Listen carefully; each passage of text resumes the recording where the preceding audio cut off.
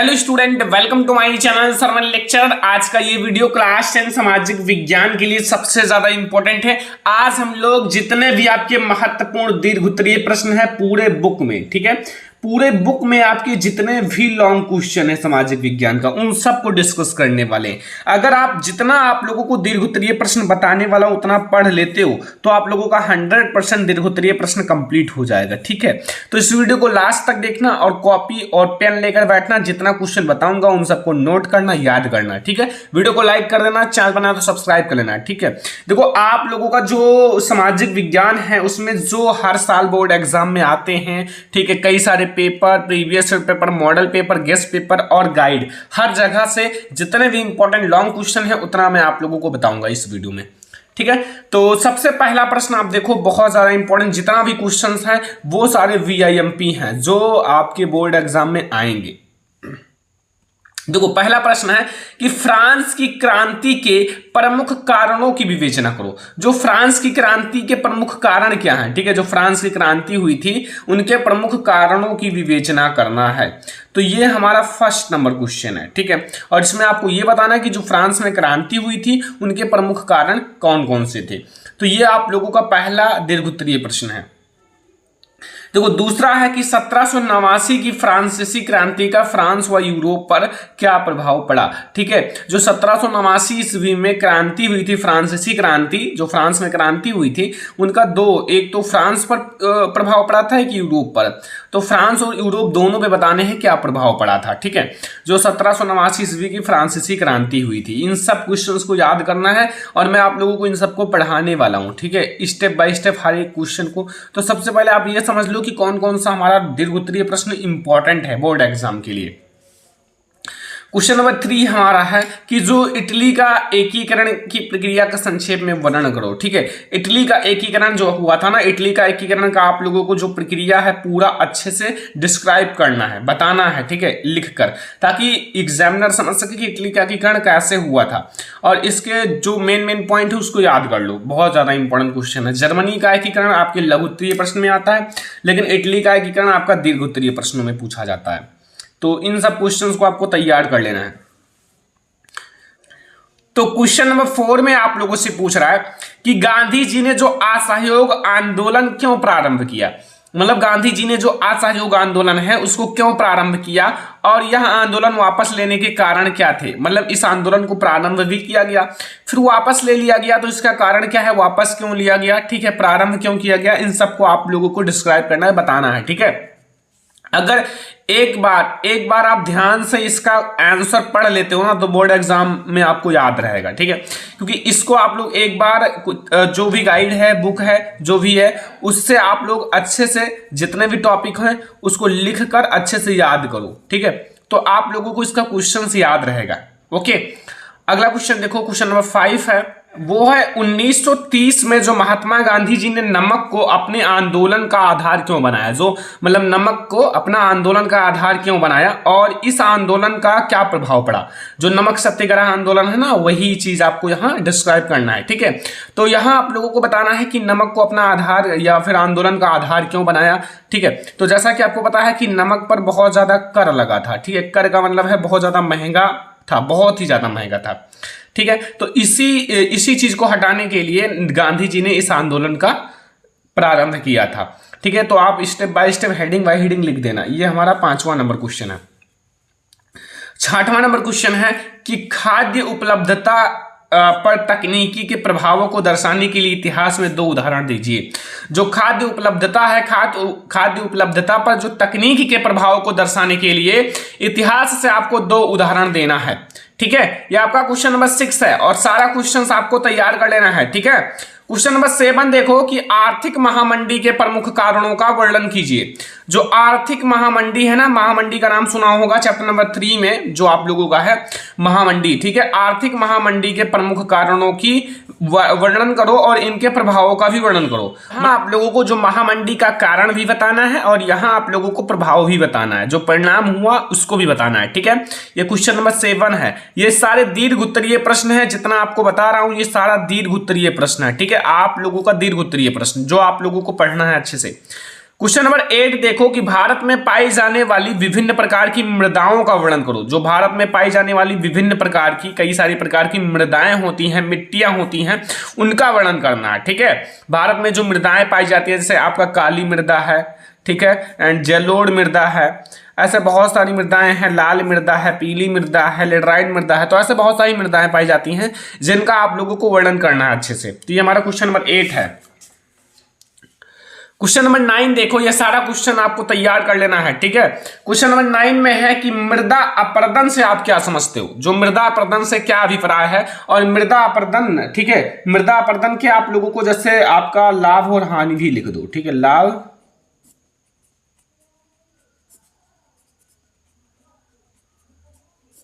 हानि बताइए। तो लाभ तो होगा नहीं, हानि आपको बताना होगा, या मृदा अपरदन को कैसे रोका जा सकता है ये भी आप लोगों को बताना है कि मृदा अपरदन को के लाभ तथा हानि और रोका कैसे जा सकता है ये भी आप लोग लिख देना। ठीक है, लाभ तो कुछ नहीं है मृदा अपरदन के। ठीक है, क्वेश्चन नंबर 10 है कि बहुउद्देशीय परियोजना से होने वाले प्रमुख लाभों का वर्णन करो। जो बहुउद्देशीय परियोजना है उससे होने वाले जो प्रमुख लाभ हैं, जो इनके लाभ है ना बहुउद्देशीय नदी घाटी परियोजना का, उसका वर्णन करना है। तो बहुउद्देशीय नदी घाटी परियोजना के बहुत सारे लाभ हैं, अगर आप पढ़ोगे तो जान जाओगे। जैसे एक नदी की तरह है, तो इसमें आप कुछ भी कर सकते हो। ठीक है, नहा भी सकते हो, ठीक है, एंड खेत भी सींच सकते हो, सब कुछ कर सकते हो, खेतों की सिंचाई भी कर सकते हो। क्वेश्चन नंबर 11 देखो, यहां क्वेश्चन नंबर 11 है कि कृषि की 3 प्रमुख समस्याओं का उल्लेख करो। जो कृषि है, कृषि की 3 प्रमुख समस्याओं का उल्लेख करना है। ठीक है, जो समस्याएं हैं, 3 समस्याओं का, 3 अलग अलग प्रकार की समस्याओं का आप लोगों को वर्णन करना है। ये कृषि की जो 3 समस्याएं दिखाई दे उसका वर्णन करना है। ठीक है, तो ये हमारा है क्वेश्चन नंबर 11। ये सारा क्वेश्चन आपको कंप्लीट कर लेना है, दीर्घ उत्तरीय प्रश्न सारा बता रहा हूं अभी। एंड भारतीय कृषि पर वैश्वीकरण के प्रभाव पर टिप्पणी लिखिए। जो भारतीय कृषि पर वैश्वीकरण होता है ना, वैश्वीकरण के प्रभाव का पर टिप्पणी लिखिए। ठीक है, भारतीय कृषि, जो भारतीय कृषि होता है उस पर जो वैश्वीकरण का प्रभाव पड़ता है उस पर टिप्पणी लिखना है। ठीक है, तो ये क्वेश्चन नंबर 12 है। क्वेश्चन नंबर 13 है कि भारत की मुख्य जो फसलों पर एक टिप्पणी लिखिए। जो भारत की मुख्य फसलें हैं, जैसे गेहूं, चावल, बाजरा, इन सब पर आपको टिप्पणी लिखना है। भारत की जो मुख्य फसलें हैं उस पर आप लोगों को टिप्पणी लिखना है क्वेश्चन नंबर 13 पर। ठीक है, तो इन सबको आपको तैयार कर लेना है। क्वेश्चन नंबर 14 देखो, ऊर्जा के गैर परंपरागत स्रोतों का विस्तार पूर्वक वर्णन करो। जो ऊर्जा के गैर परंपरागत स्रोत हैं, उनके जितने भी आपके गैर परंपरागत स्रोत हैं ना, उनका आप लोगों को मतलब अच्छे से विस्तार में वर्णन करना है। ठीक है, कुछ आप लोग जो भी कुछ आपके गैर परंपरागत ऊर्जा के स्रोत हैं उसको लिख डालो और उसका विस्तार पूर्वक थोड़ा थोड़ा वर्णन कर डालो। ठीक है, ये ध्यान रखना। अगला देखो, क्वेश्चन नंबर 15 है, 15 नंबर क्वेश्चन है कि परिवहन तथा संचार के साधन, जो परिवहन है तथा संचार के साधन है, ठीक है, संचार के साधन किसी देश की जीवन रेखा तथा अर्थव्यवस्था क्यों कहे जाते हैं। देखो, परिवहन जो है, परिवहन तथा संचार के साधन जो है देश के लिए बहुत ज्यादा इंपॉर्टेंट है। लोगों को आने जाने के लिए परिवहन, ठीक है, और संचार जिसके द्वारा संचार होता है, तो ये सब जो है ना देश के लिए बहुत ज्यादा इंपॉर्टेंट है। ठीक है, देश के व्यक्तियों के लिए इंपॉर्टेंट है, तो इसीलिए इन्हें देश की जीवन रेखा या फिर अर्थव्यवस्था कहा जाता है। इसको आप लोग देख लेना, अच्छे से याद कर लेना। क्वेश्चन नंबर 17 देखो कि सामाजिक विभाजनों की राजनीति के परिणाम तय करने वाले 3 कारक की चर्चा कीजिए। जो सामाजिक विभाजन है, सामाजिक विभाजन की राजनीति के परिणाम, ठीक है, सामाजिक विभाजन की राजनीति के परिणाम तय करने वाले 3 कारकों का चर्चा कीजिए। ठीक है, 3 कारकों को बताना है। ठीक है, यहां आप लोगों को सामाजिक विभाजनों की राजनीति के परिणाम जो है ना तय करने वाले 3 कारकों का चर्चा करना है। ठीक है, 3 कारक आप लोग बताना है। अगला, सांप्रदायिकता, जो सांप्रदायिकता है ये लोकतंत्र के लिए घातक है, 2 कारण बताइए। ठीक है, सांप्रदायिकता जो है वो लोकतंत्र के लिए घातक है, इसका आप लोगों को 2 कारण बताना है। सांप्रदायिकता लोकतंत्र के लिए कैसे घातक है, इसका आप लोगों को 2 कारण बताना है। ओके, बोर्ड एग्जाम में ये सारे आपके पूरे बुक से हैं, जितने भी लॉन्ग क्वेश्चन हैं बहुत ज्यादा इंपॉर्टेंट हैं, वही मैं आपको बता रहा हूं। देखो लोकतांत्रिक शासन प्रणाली जो है से होने वाले 4 लाभों को लिखिए। लोकतांत्रिक जो शासन प्रणाली है उनसे होने वाले आपके 4 लाभों को बताना है, ठीक है। जो लोकतांत्रिक शासन प्रणाली है ना, उससे जितने भी लाभ हैं, वैसे तो यहाँ 4 पूछा गया है, 4 आता है तो 4 लिखो, या फिर उससे ज्यादा भी आता है तो लिख सकते हो, ठीक है, क्योंकि कोई दिक्कत नहीं है, आपको फुल मार्क्स मिलेगा। तो यहाँ आप लोगों का क्वेश्चन नंबर 19 है और ये सारा नागरिक शास्त्र का क्वेश्चन है। और नागरिक शास्त्र का आप लोग क्वेश्चन जितने भी है मैं आपको बता रहा हूँ, ये सारा आपका पूरा भूगोल, नागरिक शास्त्र, इतिहास एंड आप लोगों का इकोनॉमिक्स सब का है, ठीक है, अर्थशास्त्र। तो सारा क्वेश्चन आपका इसमें है, तो सारा क्वेश्चन आपको कंप्लीट करना है। तो ये हमारा है क्वेश्चन नंबर 19। क्वेश्चन नंबर 20 देखो, जो क्वेश्चन नंबर 20 है कि भारतीय लोकतंत्र के समक्ष क्या चुनौतियां हैं। जैसे भारतीय लोकतंत्र के समक्ष क्या चुनौतियां हैं, 3 का उल्लेख कीजिए। जैसे जो भी चुनौतियां हैं उनमें से 3 का उल्लेख करो, ठीक है। जो 3 चुनौतियां हैं इंपॉर्टेंट है, उनका उल्लेख करना है, ठीक है, समझ में आया। क्वेश्चन नंबर 21 क्या है कि विकास मापने का यूएनडीपी का मापदंड, जो विकास मापने के लिए मापदंड प्रयोग किया जाता है यूएनडीपी, ठीक है, का मापदंड किन पहलुओं में विश्व बैंक के मापदंड से अलग है। किन पहलुओं में जो विश्व बैंक का मापदंड है उससे अलग है, ठीक है। जो विकास मापने का यूएनडीपी का मापदंड है वो, ये हमारा क्वेश्चन नंबर 21। क्वेश्चन नंबर 22 देखो, भारत में तृतीयक क्षेत्रक का महत्व बढ़ने के कोई 3 कारण बताइए, या लिखिए। देखो भारत में जो तृतीयक क्षेत्रक है ना, तृतीयक क्षेत्रक, उनका महत्व बढ़ने के, मतलब महत्व कैसे बढ़ा, उनका 3 कारण बताना है, ठीक है।